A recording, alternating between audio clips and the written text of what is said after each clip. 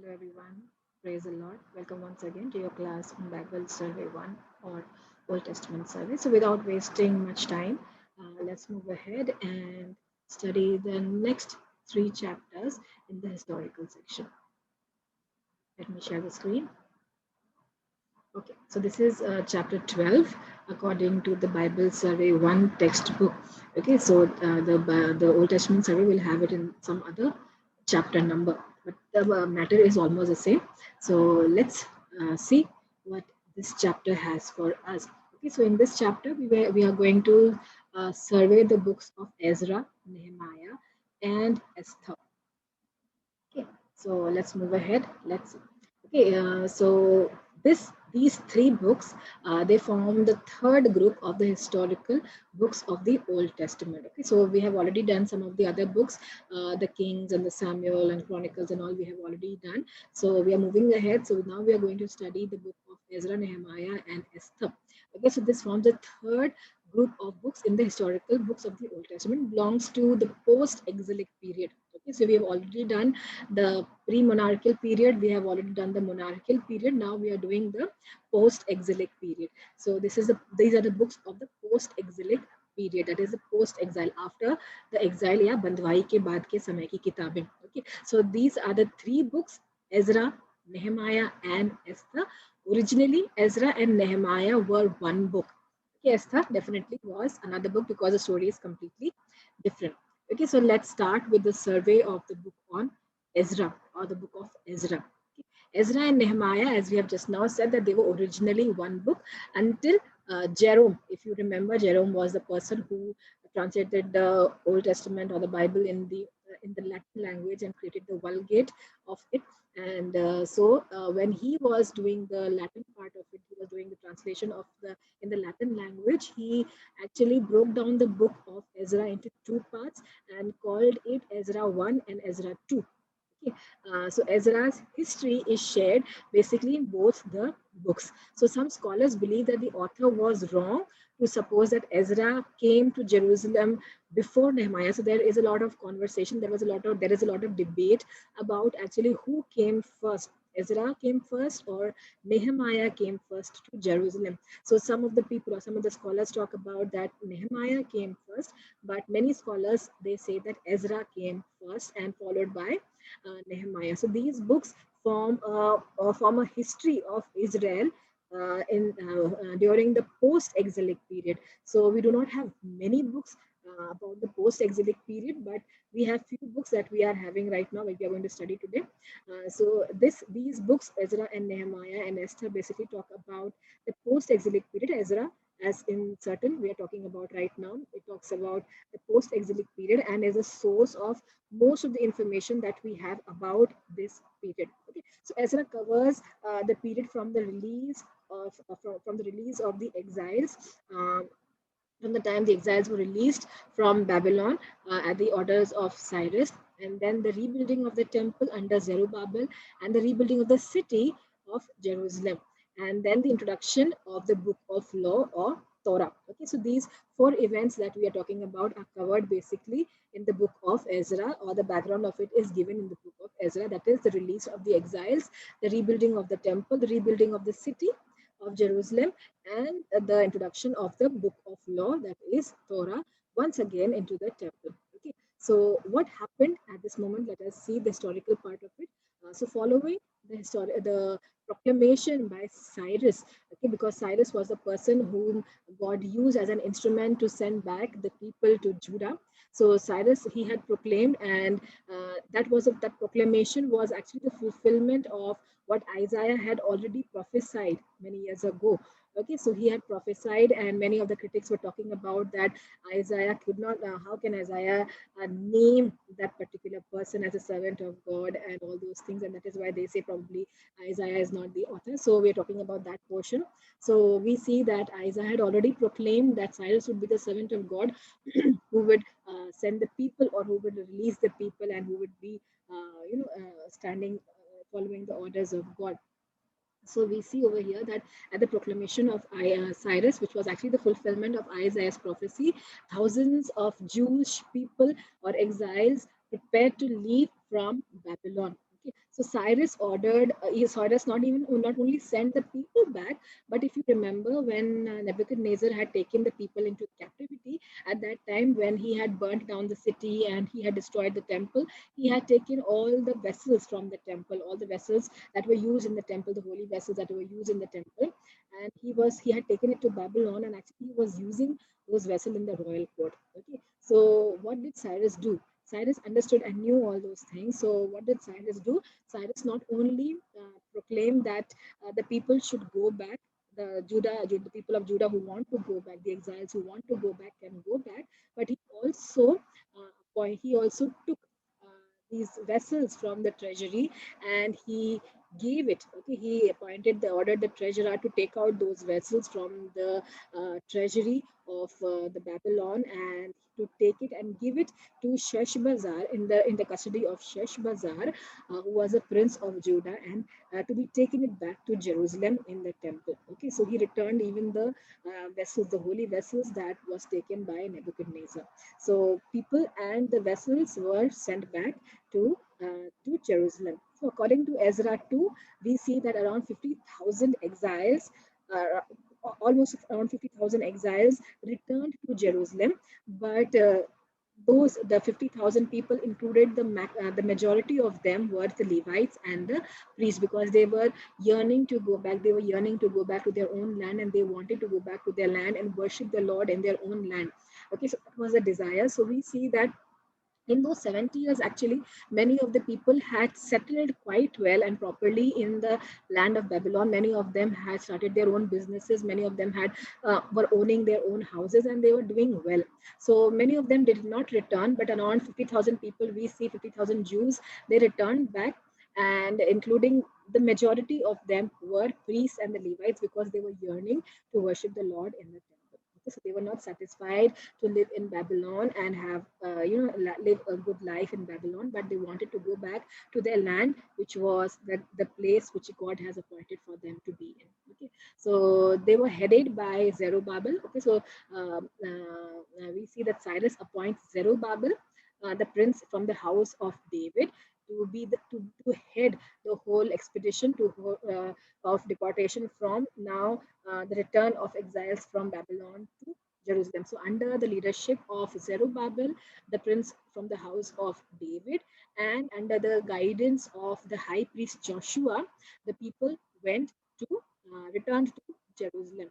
And they were the ones actually who saw the return, and they were the ones who saw the settlement, and they were the ones who saw the work of the temple, in spite all the opposition that was coming up from the Samaritans, because Samaritans were the ones who actually had already, occupied most of the areas of Judah. And now when these exiles were coming back, they felt that after 70 years, so they have already settled themselves in the land of Judah. And we see that now the Samaritans feel that why these people are coming and actually taking away their homes. Okay, so Samaritans actually considered Judah to be a part of their province or their territory, and so they actually tried to stop the people from settling, the Judean people from settling down in Judah. So that is why we see there was a dispute between the Samaritans and the Judean people, and how and why the people of Judah or Israel looked down upon the people of the Samaritans, because they were mixed group of people. Okay, so we see that was a struggle, and now because Samaritans thought that Judah was their land, and because they had already been living there for 70 years now, and now these people are returning and trying to take their place away. So that's why the whole conflict arose at that time. Okay, so the rebuilding of the second temple started in 520 BC.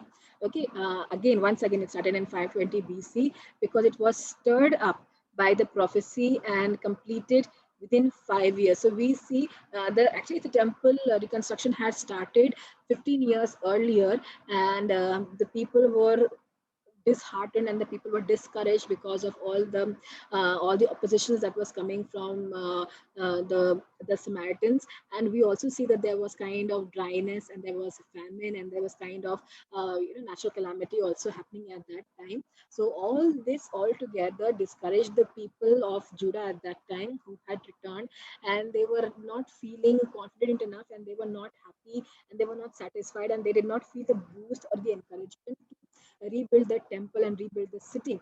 So we see at that time God uses the prophecies of Haggai and Zechariah basically to boost the people and encourage the people. And because of that, we see the temple was built within 5 years after that. So from 520 BC to 515 BC, the temple was built and completed. Okay, so though the temple was built at the same site, it was not as extravagant, as glorious, and as beautiful as Solomon had built the temple in his time.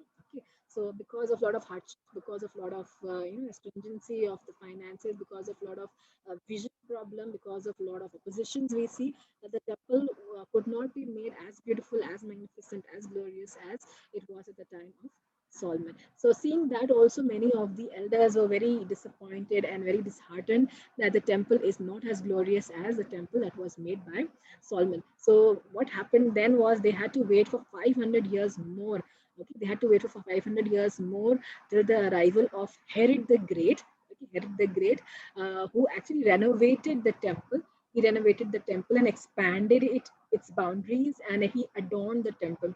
So it became quite beautiful and quite magnificent at that time. But soon we see that it was demolished in 70 AD. Okay, so this was what is happening in the book of Ezra that we see. So this is what is mentioned within the book of Ezra. So, what is the purpose of the book? The purpose of the book is to show that God had fulfilled his promise that he gave to Jeremiah, and God was restoring the people to the promised land. Okay, so if you remember, God had promised Jeremiah that after 70 years, for 70 years, probably the people will be living in exile, and after 70 years, God is going to restore the people to the land. Okay, and this promise was being fulfilled, which is actually being shown in the book of Ezra. Okay, about the authorship, let's look about the controversy or controversial topic of authorship, conflicting topic of authorship. Traditionally, we see that it is believed that Ezra is the author of the book. Both the books, actually, Ezra and Nehemiah, we can say he is traditionally considered to be the author of both the books. It is considered that Ezra 7 to 9 and Nehemiah 11 to 13 comes from Ezra's memoirs. Okay. His own memoirs, he had written incomplete kind of a work. He had, it's about his recollections and what he had written. Okay, so all that comes from Ezra's memoirs. Okay, so due to the similarities in the style of Ezra, Nehemiah, and First and Second Chronicles, because we see, as we have already seen in the Book of Chronicles, that it is the stories continuing from Ezra, Nehemiah, and Chronicles continues after that. So we see that due to the similarities in the style and this continuation of the story, that we see it is widely recognized and accepted that Ezra is the author of all these three books. So he's called the chronicler. So he probably has written all the three books: Ezra, Nehemiah, and the First and the Second Chronicles. Okay, so let's look at the outline of the book, of the division of the book. So the Ezra chapters 1 to 6 talks about the rebuilding of the temple under Zerubbabel. So Zerubbabel was the one who was actually taking care and handling the situation, and he was the person under whom the temple was supposed to be built. Okay, and that was happening. And chapter 7 to 10 we see a return under Ezra. Okay, so the people were returning under Ezra. So the next thing that we see are going to see is the book of Nehemiah. Okay, the survey of the book of Nehemiah. So as we have already seen that this is the second part of the book of Ezra. It relates to how Nehemiah, the cupbearer of the Persian Empire, comes to Jerusalem as the governor in 444 BC, and he was authorized by Artaxerxes to rebuild the broken walls. Okay, so we see that Ezra was there actually to see the building of the temple, but we see that Nehemiah now comes and he has been burdened by God. He gets the news and he's been burdened by God that the city of Jerusalem is without walls. Okay, and without walls means it is defenseless and there is no security. So he feels burdened, and he prayed about it and he approached the king, and the king allowed him, and he comes to Jerusalem as a governor in 444 BC to rebuild the broken walls to make the city secure. Okay, that's what he comes to do in the first trip. Okay, he has two trips. He will be going back and then coming once again after this. So the appointment of the Jewish governor by a Persian administration is a significant in the history of Israel, because the Persian government, and they will never actually appoint, they will very rarely actually they will appoint any Jewish governor over the place. But we see over here that the Persian administration under Artaxerxes, he appointed the Jewish governor named Nehemiah, because he had a vision and a dream and a desire to rebuild the walls. So he sends him as the governor, and he starts rebuilding the city walls. Okay, so the book brings forth the hostility of the Samaritan leaders to the project, and how Nehemiah completes it with the teamwork. Okay, the whole story actually, the first part of the story revolves around the first trip of Nehemiah, how he goes there and he surveys the whole place and he gathers the people and he starts building the walls. But soon we see that the people became very, laid back, and the people became very frustrated, and the people become very they don't want to work anymore because of the hostility with the Samaritans and the opposition with the Samaritans. So a lot of backbiting, a lot of bickering, and a lot of abusive things are happening over there, and the Samaritans are really violent, and they do not want the city to be the walls to be rebuilt, because they considered the city to be theirs. Okay, so, and they did not want others to come and work on that. So that was the reason, and we see that the Samaritans were interfering in all their work, discouraging the people every now and then. Okay, so but then we see Nehemiah boosts the people, encourages the people, gets with them, starts working with them, makes a team, and he finishes the work very soon. So he returns back, and then he go after building their wall. He goes back.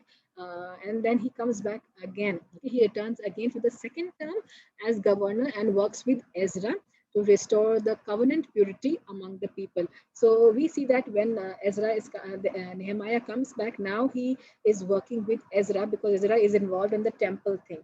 Okay, in the spiritual things, in the law abiding things. Okay, so he starts working with Ezra now. So the writer or the editor clearly believes that Ezra was the person who comes first, and then Nehemiah follows him. Okay, he even mentions a date in regard to that in the story. Okay. So Ezra returned from exile in the seventh year of Artaxerxes' reign, which is mentioned in Ezra in chapter 7, verses 7 to 9. Whereas he also mentions that Nehemiah got aware of the situation of Jerusalem in the 20th year of Artaxerxes' reign. Okay, so that is in Nehemiah chapter 1, verse 1, and chapter 2, verse 1. So if this is the case, we have to understand, we have to know that Ezra was first to come to Jerusalem. Okay, but there is also a dispute regarding this. So the dispute is that many theologians say that there are three kings in the Persian kingdom who were called Artaxerxes. Okay, and some believe that the writer refers to the reigns of the different kings.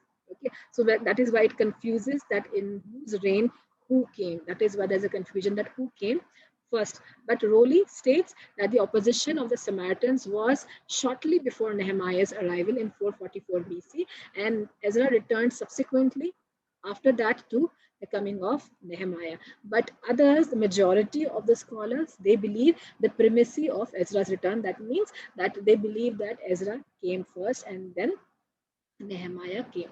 Okay, let's look at the division of the book. So chapters 1 to 7, they talk about rebuilding of the walls of Jerusalem. And chapters 8 to 13, we see about the restoring of the purity of the covenant purity. Okay, so this is the two trips or the two terms as a governor that Nehemiah takes. One chapter is mentioned in chapters 1 to 7, and the other is mentioned in chapters 8 to 13. Okay, so first time it is the rebuilding of the wall, second time it is restoring of the covenant purity. Okay. So when Nehemiah returned for his second term as governor, he realized that in his absence, the people had become very lax. Okay, they had become very laid back, and they had become very ignorant towards their moral and spiritual life. So they had become very casual towards God and their moral life and their spiritual life. So a lot of activities were happening over there which was not supposed to happen among the Jewish people. So what he does is he starts enforcing laws. He starts enforcing or reinforcing the laws which had been ignored till this time when he had gone back and when he has come back. So he basically starts working in four areas. Okay, so there are four laws basically which he reinforces. The first thing that was happening over there was, so first we are going to talk about the problem, and then we are going to then we are going to see how Nehemiah deals with it. Okay, so the first thing that happened over there was that the first, we can say that the first enforcement that Nehemiah did was the clearing of the chambers of the house of the Lord. Okay, that is mentioned in chapter 13, verses 4 to 9. Okay. So in this, what happens is we are seeing as what has been happening is that when Nehemiah had gone back after his first term, in his absence, there was a high priest called Eliashib. Okay, there was a high priest called Eliashib, and he was in a very friendly terms with the Ammonites, and a very influential. There was a very influential person named Tobiah among the Ammonites. Okay, so Eliashib was good in good terms with them. The Eliashib, the high priest, was in good terms with them, and so what he did was he allowed Tobiah to keep his furnitures in the chambers of the house of the Lord. So there were chambers in the house of the Lord that were actually meant to store the tithes and the offerings for the priests and the high priests and the servants of the Lord. But we see that what is happening over here is that Eliashib, what he did was, because the storehouses were actually empty, because we'll talk about it in the next point, why the storehouses were empty. So the storehouses were empty and there were nobody was using the storehouse. So what Eliashib did was, because of the friendly terms with Tobiah, the Ammonite, what he did was he allowed him to keep all his furnitures, extra furnitures in the storehouse. So when Nehemiah sees it, okay, when Nehemiah sees it, and he finds out that instead of keeping the material of tithes and the grain and the new and the wine and the oil and everything in the that was required for the officials of the temple, he saw that the furniture was being kept, so he rebuked Eliashib, and he actually threw away the furnitures that was kept inside, and he warned Eliashib of the wrongdoing that he has done. Okay, so he emptied the storehouse and corrected the wrong practice. Okay, the second thing that we see that was reinforced by Nehemiah was the practice of tithing, and also the restoration of the temple officials. So the two practices, once again, in the second point we see was restored. That was the practice of tithing, and the temple officials were restored to their position. So what is happening now? Why was the storehouse empty?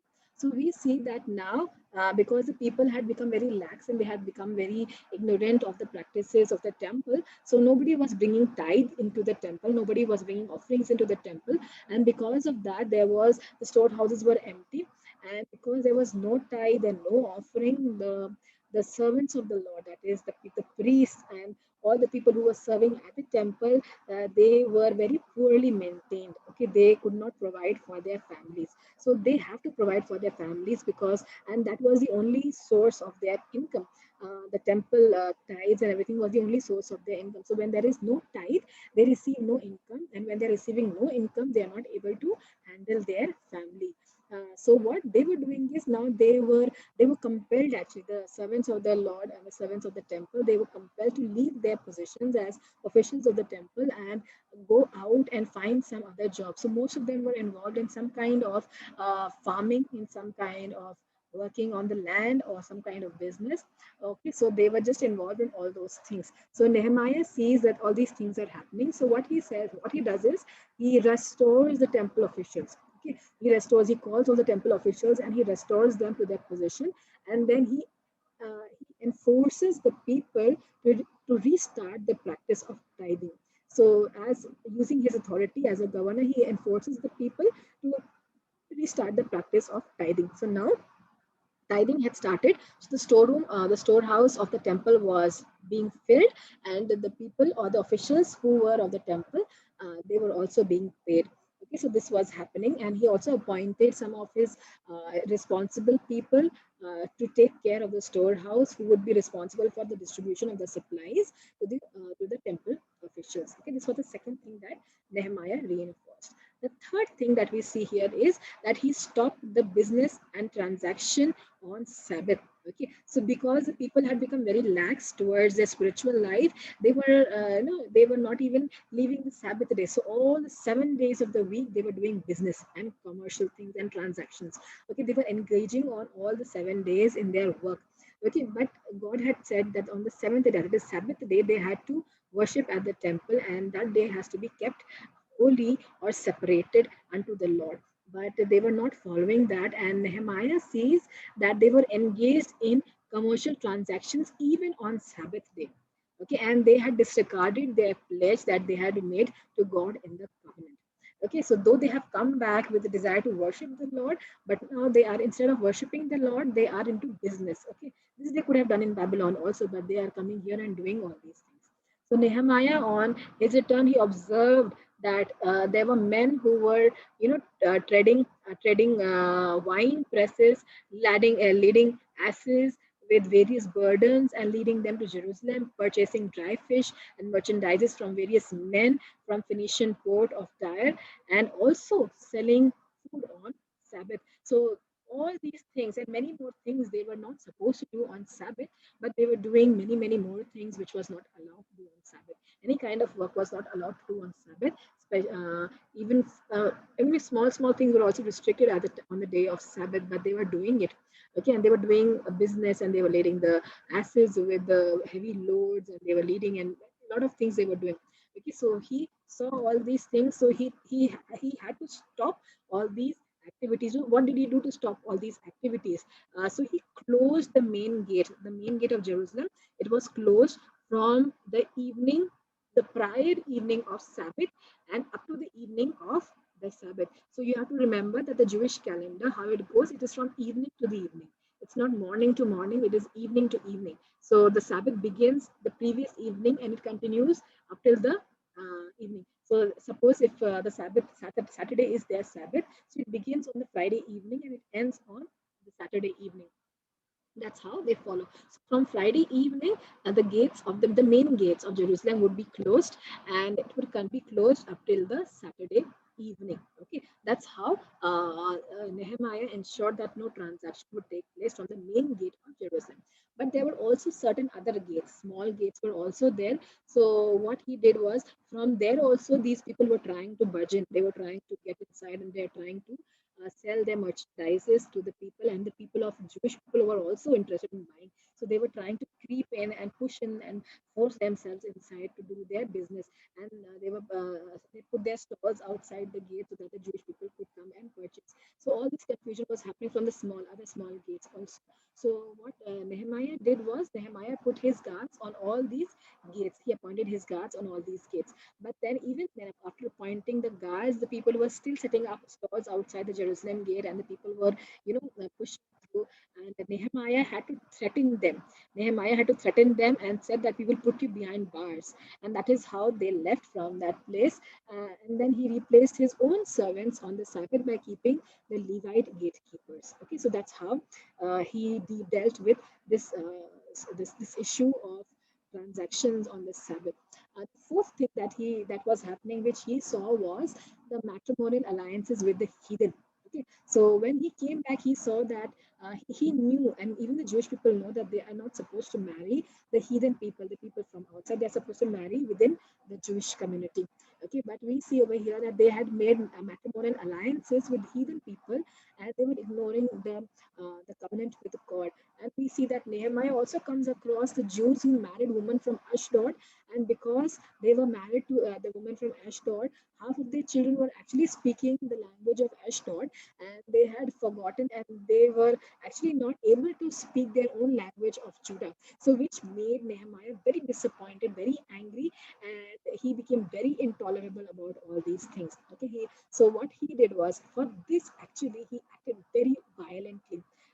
We always think about Nehemiah as a person very soft and very, very administrative and very, very sober kind of a person. But here we see that he uses force. It is also written that he pulled the people by hair and he dragged them out. That's also written in the last portions of Nehemiah. So we see that he was completely intolerable towards towards this activity of the people, and he spoke and acted very violently against it. So it is assumed that he ordered the offenders to divorce their foreign wives. Okay, so this is a place where we see that Nehemiah is actually forcing the offenders to divorce their foreign wives, to stop it. Okay, to stop this kind of ignorance of God's law. Okay, so the most flagrant thing that we see over about the mixed marriages here is was Sanballat. Okay, Okay, so it seems that he refused to obey Nehemiah's order, and he had to dismiss.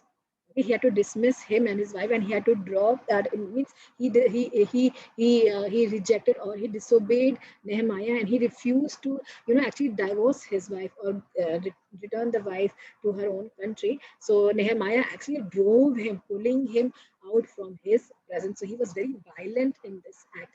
Okay, so we see there were four things that he did basically. So we see that he cleared the chambers of the house of the Lord, and then he began the practice of tithing and the restoration of the official possessions. Then he stopped the business and transactions on Sabbath, and then he started breaking off the matrimonial alliances with the heathen. Okay. This was the book of Nehemiah, as we see.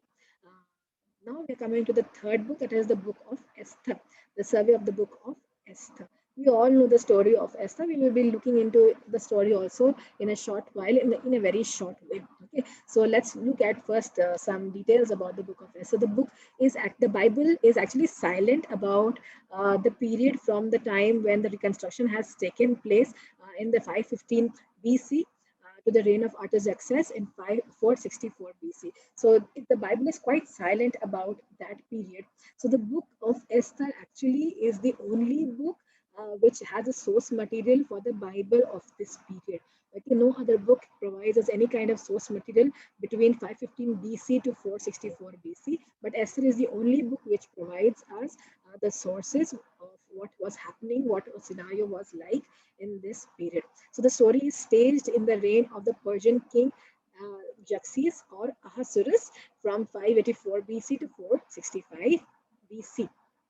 Okay, the title of the book again we see over here, it is entitled upon the main character, the Jewish heroine, whose bravery, whose valor we see over here in order to save the whole Jewish race from a complete genocide. Okay, without her, we see probably without her bravery, without her leading, without her commitment to the Jewish kingdom, without her commitment to God, we see that the whole race of Jews would have been killed by Haman.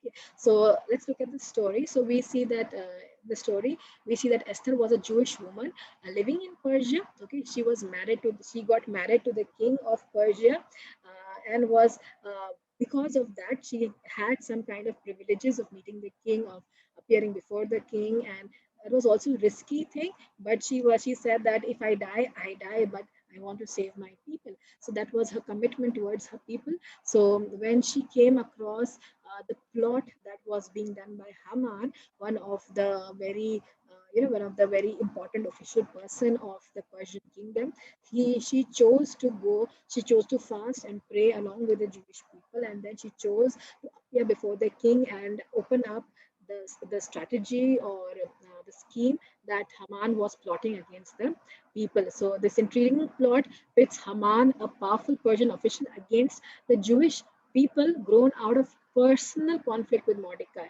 Okay, so Haman and Mordecai were in conflict. Mordecai was not liked by Haman. Okay, and we see that Esther happens to be the cousin of Mordecai, or Mordecai also was her uncle, we can say. Okay, so he was taking care of her, and Esther also happens to be the wife of the king at that time. So Haman was actually planning to scheme some things because of which he wanted to hang Mordecai. So he had built a gallows for Mordecai to be hanged on. He was going to bring some kind of strategy, and he was going to complain some wrong things which was not true to the king. And the king, he knew that the king would order for Mordecai to be killed, and then after that we see that he was going to slaughter all the Jewish people. Okay, but we see that Esther bravely goes to the king and reveals the whole plan, and because of that, we see that the same gallows which was made for Mordecai, on the same gallows Haman was hung by the king, and the Jewish people were saved. Okay, so the let's look at the book now. This was a story in short, as we saw. So let's look at the book. So some have classified this book as a historical novella of the second century BC, written to encourage the nationalism among the Jews, modeled by Esther in her dealings with Ahasuerus. Okay, so she dealt very wisely, she dealt very religiously, she dealt very spiritually. So she's kind of a model for the people of the nation, and she has become a national hero at that time. So many say that probably this is not a true book. This is a fictitious book. It is a historical novel. Okay, and it has been written in such a way that probably just to instigate nationalism among the people, because they have been losing their nationalism and nationalistic feeling by that time. So Esther was being used as a character over here to encourage the people for the nationalism. So Esther, Mordecai, and their actions are actually not found in any of the extant Persian or Greek inscriptions. So their story is not found probably anywhere. But we have this book, okay, and we get the information of this period from this book. So the author is well acquainted with the Persian terms and customs from several centuries earlier, and is surprising, and hence it is surprising if it was written in the Hellenistic times. So it could not have been written in the Hellenistic times. It was written earlier only. Okay. So the absence of the name of God. This is something very interesting, that this is the only book in the Bible which does not contain the name God. God is not mentioned anywhere. The name God is not mentioned anywhere in the book. But still, it finds its existence in the Bible. That is very strange and unique. Okay, the absence of the name of God in the book, and Esther's marriage to a non-Jew, okay, made many of the Jewish scholars and people to believe that this is a non-canonical book and can be seen. Because it also they get support, this is also supported because this is the only book which was not found in the Qumran Dead Sea Scrolls. Okay, because the earlier people did not recognize this as a canonical book, so we see that this book was also not found in the Qumran or the Dead Sea Scrolls. Okay, so they say because the name of God is not mentioned, and because we see that Esther got married to a Jewish man or non-Jew king, so we see that it cannot be a canonical book. That is one of the views why it should not have been a canonical book, okay, of the Jewish people. So though the name of God is not mentioned, we see, but we can see the divine providence and the supernatural care that God has throughout the book for his people. Okay, we see God working through the whole story, and we see we see fasting taking place, we see prayer taking place. So all these things were taking place, and the wisdom of God was upon Esther, and how she dealt with the situation very spiritually and very boldly. We see the hand of God in all the things that are happening in the book. Though the name of God is not mentioned in that, but we see the divine providence particularly, and the supernatural care of God. Okay, the feast of Purim, especially we see it is a commemorating it is celebrated for commemorating the deliverance of the Jews from Haman. Okay, so and it was celebrated from then onwards. Okay, so we see that this event has become historical, and this day, the Purim celebration, has become a feast, and it has become a celebration. So we have to understand that this has become a historical material. So Esther has to be recognized as a historical material. So Purim actually comes from the word Pur, okay, because Haman's casting of Pur, okay, or we can say, or a lot we can this word actually casting away of Haman, a lot to determine that day of the evil scheme against the Jews. So we can understand that Purim meant that Haman was cast away, and he was purged. Okay, the people were purged, and they were cleared, and they were saved. Okay, so that day onwards, the Purim festival was being celebrated. So the feast actually referred it's also referred to in chapter second Maccabees, chapter 15, verse 36, and it is mentioned as the day of Mordecai. Okay, the day of Mordecai is not mentioned as Purim exactly, but it is mentioned as the day of Mordecai. But it is the same thing, the festival of Purim, when it happened. So it indicates that it was observed in the second century BC also. So we have to understand from this event, this celebration began. It was celebrated every year. So it is an historical event which is celebrated every year, okay, where the Jewish people were saved. So Josephus states that Purim was celebrated for a week in his time. Okay, so Josephus states that in his time it was celebrated for a week, and that was accepted by the Council of Jamnia in 90 AD. Okay, so let's move ahead and let's look at the message of the book. So the message of the book is very nationalistic, as we have already seen. Yet it emphasizes that if, okay, if Haman's plan succeeded and the Jews were destroyed, the redemptive purpose of the covenant of God for the nation of Israel would have been thwarted. So we have to understand that if by chance Haman's plan had succeeded, if by chance the Jewish people were destroyed, the redemptive plan of God would have stopped there and then.